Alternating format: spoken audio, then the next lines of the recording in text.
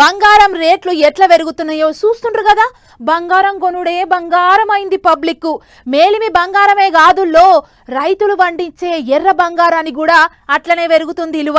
అవు ఎర్ర బంగారం అదే మిర్చి పండించిన రైతుల ముఖంలో ఆనందం చూడాలంటే ఈ వార్త చూడాల్సిందే.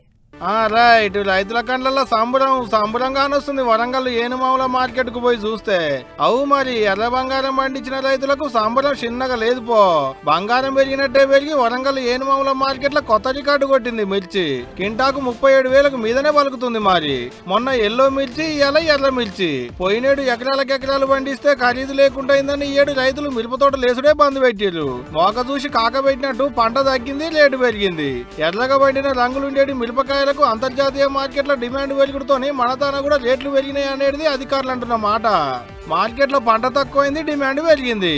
అందుకనే పంట పండించిన రైతులకు గీ రేటు దొరికింది అన్నట్టు. ముంగడ ఇగింత పెరిగేటట్టే ఉందట నుల్లో.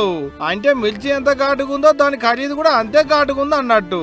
ఇక మిర్చి రైతుల కష్టాలు తీరినట్టే. అయితే అంతేకాదుల్లో మిరపకాయ రంగుండుతోని మసాలా కంపెనీలకించి మస్తు ఆర్డర్లు పెరిగినాయట. మళ్ళా ఈ ఏడు రేటు మంచిగా వచ్చింది కదా, వచ్చే ఏడు మేము కూడా అదే పంట పండిస్తామని అంతా మిరప పంటలు వేసుకునేళ్ళు. ఆంకాల పంట పెరిగిందని రేటు తగ్గినా అంటే పెట్టిన పెట్టుబడి కూడా రాదు మళ్ళా.